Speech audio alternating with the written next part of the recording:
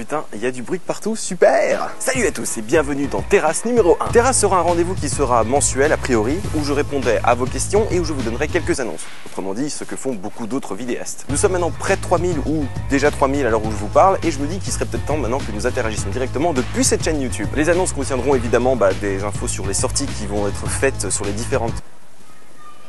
Vos gueules! Je vous annoncerai donc du coup les sorties que je ferai sur ma chaîne, enfin sur cette chaîne perso où vous vous trouvez actuellement, et sur Voxmakers Plus. Mais aussi évidemment des projets qui seraient en dehors d'internet. Bon, actuellement ce n'est pas le cas, mais imaginons que je joue dans un groupe et que je fasse un concert, et bien je vous préviendrai dans ces vidéos. Commençons par la première partie. What's up? Et bien vous avez fait un super bon accueil au journal du Micmac et je tenais vraiment à vous remercier, c'est trop cool. Voilà, j'avais un petit peu peur, je vous avoue, quand j'ai décidé de faire passer l'émission sur Voxmakers Plus, parce que voilà, vous étiez un public déjà conquis, vous étiez notamment abonné pour voir cette émission, mais je ne savais pas du tout ce qu'elle en retourner du public de Voxmakers, même si Voxmakers Plus ne contient que 10% du public que nous avons sur la chaîne principale. C'était aussi le fait d'affronter, enfin de présenter le journal du Micmac à un nouveau public. Et heureusement, vous étiez super enthousiaste à cette nouvelle émission. Je vous remercie beaucoup pour les retours que vous avez fait et l'accueil que vous avez fait à l'émission. Et pour ce qui est des prochaines sorties justement en termes de vidéos, et bien sur cette chaîne YouTube, vous allez retrouver dès demain un nouveau concept qui va s'appeler Bass Symphonia. Alors qu'est-ce que c'est Bass Symphonia? Ça reprend un petit peu le même principe que Epic Medley, mais la seule différence c'est que là ce sera pas un one-man band, ce sera juste moi qui joue de la basse. Et ce sera, je ferai tous les types d'arrangements possibles à la basse. D'ailleurs, le prochain numéro donc qui sort demain, je vous donne un petit indice. Ah! Arrêtez! Et du coup, la semaine prochaine, coupe ta perceuse. Merci. Et pour ce qui est de la semaine prochaine, vous retrouverez l'épisode 12 du journal du Micmac. Du coup, voilà, donc j'espère encore une fois qu'il vous plaira. Et en tout cas, j'ai mis beaucoup de temps à bosser dessus. J'ai complètement tourné la vidéo. Ça y est, je dois plus que la monter. D'ailleurs, ne vous effrayez pas si vous me voyez avec des cheveux plus longs dans l'épisode 12. C'est tout simplement parce que j'ai décidé de les couper après le tournage. Voilà. Et avant de passer à vos questions, un petit big up et un grand merci à mes 3 tipeurs, Iserterus, Jeanne Germon et Matt Sugar pour leur investissement qu'ils ont fait sur Tipeee. Je vous remercie beaucoup. D'ailleurs, je vous invite aussi à aller faire un tour sur cette page sans y mettre spécialement un nom. Vous pouvez juste la regarder si vous voulez, mais voilà, sachez qu'elle m'aide énormément à me concentrer sur mes projets actuellement et qu'elle m'aide beaucoup à faire des vidéos. Donc voilà, allez faire un petit tour si vous le souhaitez, tous les liens sont dans la description. Passons maintenant à vos questions. Du coup, il en est quoi pour les aventures musicales? Non, parce que le JDM c'est très bien, mais le musicien bassiste que je suis veut revoir Foufoun et toute la bande. Alors c'est une question que vous êtes très nombreux à m'avoir posée sur la dernière vidéo justement, et je comprends pourquoi. Le problème c'est qu'actuellement, les aventures musicales est en stand-by, si je puis dire, tout simplement parce que j'aimerais me concentrer sur d'autres types de contenus, donc notamment le JDM qui me prend déjà beaucoup de temps, et Bass Symphonia du coup que j'aimerais faire régulièrement sans m'imposer de contraintes de productivité, donc c'est à dire que je vais pas mettre des fréquences de production, en tout cas je vais pas vous les annoncer parce que sinon après je vais avoir beaucoup de pression, mais du coup voilà, actuellement l'émission est en stand-by et je la ferai, je retournerai dessus quand j'en ai envie, mais il y en aura certainement d'autres. Je n'ai pas annulé l'émission pour autant, elle est juste en stand-by. Alors pour certaines questions, ne vous étonnez pas, j'ai juste sélectionné la partie à laquelle je vais répondre parce que oui, contrairement à Twitter, sur YouTube on peut mettre ce qu'on veut en termes de caractère. Le journal du Micmac étant déplacé sur la chaîne Voxmakers Plus, vas-tu développer davantage le concept? Alors bien entendu, évidemment, ce n'est que le début de l'émission, je vous rappelle, elle doit encore bien vivre et tout ça. Donc oui, il y aura plus de concepts, peut-être plus de fiction aussi, plus de background autour des personnages de l'émission. Donc oui, actuellement l'émission n'étant qu'en pleine naissance, pour l'instant je ne développe pas plus que ça à part le concept de base qui est de faire comment est-ce qu'on dit déjà? Du Arctic Commentary. Donc oui, évidemment l'émission va se développer avec le temps, mais il faut la laisser un petit peu prendre, un peu comme l'eau qui bout, hein? Tu fous pas tes spaghettis dans de l'eau froide, parce qu'après, ça marche pas. Mais non, enfin, on n'y pense pas. Salut à toi, mon grand et bon écoute. Une petite question qui me turlupine depuis voilà quelques jours. Pourquoi le journal du Micmac s'appelle le journal du Micmac? Longue vie à toi, et puis lèche sur la fesse droite. Alors comment j'ai eu l'idée du nom du journal du Micmac? Eh bien, je cherchais un nom à l'émission. Voilà, j'avais déjà le concept, et je me suis dit, bon, ça va être dans une atmosphère journal parlé, mais du what the fuck. Alors, je cherchais un nom. Et puis un jour, j'étais en train de me balader sur un site de streaming vidéo très connu et payant, voilà, pour pas faire de placement de produits. Et je suis tombé sur l'affiche d'un film qui est Micmac attire la Rio. Et je me suis dit, voilà, le journal du Micmac. En gros, l'idée m'est venue comme ça. Quel est le Voxmakers que tu admires le plus, taille et toi, réalité ou blague? Alors, le Voxmakers que j'admire le plus, honnêtement, je pourrais pas vraiment te répondre parce que je les admire tous plus ou moins à un même pied d'égalité.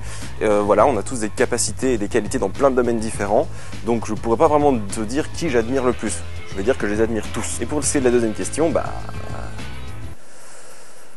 Observez-nous en convention. Ma question, vas-tu faire des vidéos autres du JDM comme avant? C'était vraiment génial. Sinon, c'est vraiment une super idée de continuer sur le collectif. Ouais, je trouve aussi, on est d'accord. Bah voilà, oui, justement, le fait de faire l'émission maintenant bimensuelle me laisse plus de temps de faire d'autres concepts, donc tu en verras plein d'autres sur cette chaîne YouTube. Que penses-tu de l'idée de faire un journal du Micmac comme animation en convention? Cela pourrait être très drôle. Certainement, mais ça n'aurait rien à voir avec la vidéo, avec l'émission de manière générale. Il n'y aurait pas Régis, il n'y aurait pas toute l'atmosphère de l'émission. Je pense que ce serait pas spécialement une bonne idée. En tout cas, je garde ça dans une case, on sait jamais. Mais là non, j'ai d'autres idées d'animation néanmoins pour la Japan Expo, mais pas le JDM. Salut, tes vidéos sont cool, continue comme ça. Ma question, combien de temps mets-tu à faire un JDM? Eh bien, merci beaucoup déjà dans un premier temps mon cher Nathan, et dans un second temps, eh bien une semaine. Voilà, entre 5 et 7 jours, tout dépend le temps que je mets dessus, l'écriture, la recherche d'articles, le tournage, le montage, ça prend beaucoup de temps.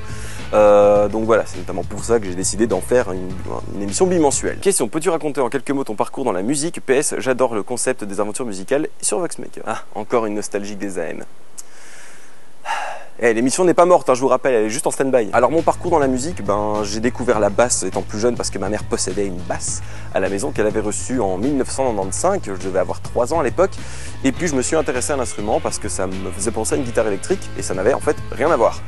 Puis j'ai découvert Flea des Red Hot et j'ai voulu m'y mettre sérieusement, et donc à l'âge de 18 ans, donc ça fait 8 ans maintenant que je fais de la basse, j'ai commencé à en jouer. J'ai rejoint un premier groupe de copains qui était à l'école, on n'était pas du tout très bons, on a fait 2-3 concerts et c'était merdique. Et puis ensuite j'ai rejoint quelques petits groupes un peu à gauche à droite avec des copains, des musiciens pros, enfin plus pros, et puis voilà, j'ai créé mon premier groupe personnel qui s'appelait Daydreamer, et voilà, on a fait aussi beaucoup de concerts. Puis j'ai rejoint un autre groupe après qui s'appelait Kings of Underground, et pour finir dans Starry Sky justement. Et pour ce qui est des autres noms des groupes dans lesquels j'ai joué, hormis ces trois là, il y avait aussi Green Break, Seven Winds qui était le tout premier, et Soak dans lequel j'ai joué fut un temps, et j'avais même joué dans un projet de cover news qui se devait s'appeler Oula Balou et qui actuellement tourne un peu partout en Belgique. Quelles sont tes influences musicales?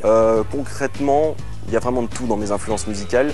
Ça peut aller très bien de la musique symphonique à la dubstep, en passant par le rock, la musique de film et tout. Enfin, j'ai énormément de références. Quel conseil donnerais-tu à un débutant qui voudrait apprendre à jouer de la basse? Matériel, tuto sur internet, ou cours au conservatoire? Premièrement, jouez ce qui vous plaît. Voilà, s'il y a un morceau que vous voulez jouer à la basse, faites-le.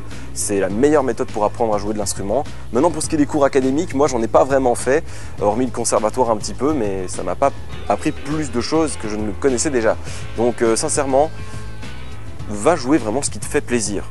Dans tous les groupes que tu préfères. Après maintenant niveau matériel, ça dépend, hein. Tu peux commencer avec un petit ampli qui coûte 100 balles ou passer via un ordinateur qui simule un ampli basse, mais bon ça c'est beaucoup plus technique. Donc voilà, et pour commencer avec une bonne basse, je sais pas, il y a des Cort qui sont très bien, des Yamaha aussi qui sont pas trop chers niveau qualité, ou des Stag aussi, pas des Stag. Oh non, surtout pas. Donc je voulais dire Squier Fender, la sous-marque de Fender, qui sont à de très bons prix, et pour commencer la basse, c'est super. Donc voilà, je te conseille de faire ça. Arrives-tu à vivre décemment avec tes différents travaux, ingénieur du son, bassiste, vidéaste, autre si tu en as une? Non, non. Bassiste c'est en freelance, donc c'est quand j'ai des clients, et ça paye pas toujours très bien.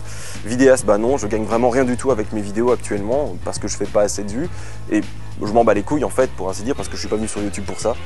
Non, actuellement la seule thune que je gagne concrètement, c'est quelques boulots en tant qu'ingé son et les tipeurs, voilà. Donc non, je ne gagne pas du tout décemment ma vie, c'est pour ça que je crèche encore chez mon père. Comment se nomme le régisseur? Régis. Quelle est ta note préférée? Peux-tu faire un top 10 des épisodes du journal du Micmac préféré? Pourquoi tu fais 2 épisodes pilotes du JDM? Ah c'est une bonne question, tout simplement parce qu'en fait le premier pilote devait servir de test pour Voxmakers, qui n'était pas concluant et qui était vraiment pas très pro.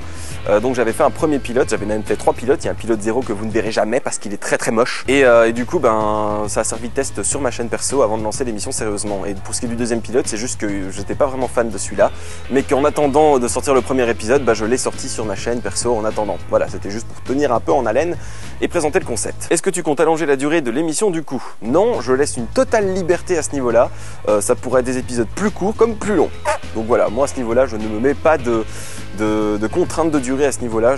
Au niveau du format, ça peut être très court comme très long. Comme Non, non, ça, on va dire que je plagie encore. Voilà, c'est tout ce qui est de vos questions. Je vous remercie infiniment d'être de plus en plus nombreux à venir sur cette chaîne YouTube.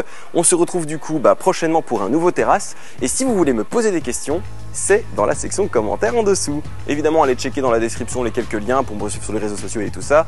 Et aussi de faire peut-être un petit tour sur ma page Tipeee si vous le souhaitez. Voilà, en tout cas, je vous remercie beaucoup. On se retrouve du coup dès demain pour Bass Symphonia numéro 1. Merci à vous et à la prochaine. Putain, je conclue de manière merdique, moi.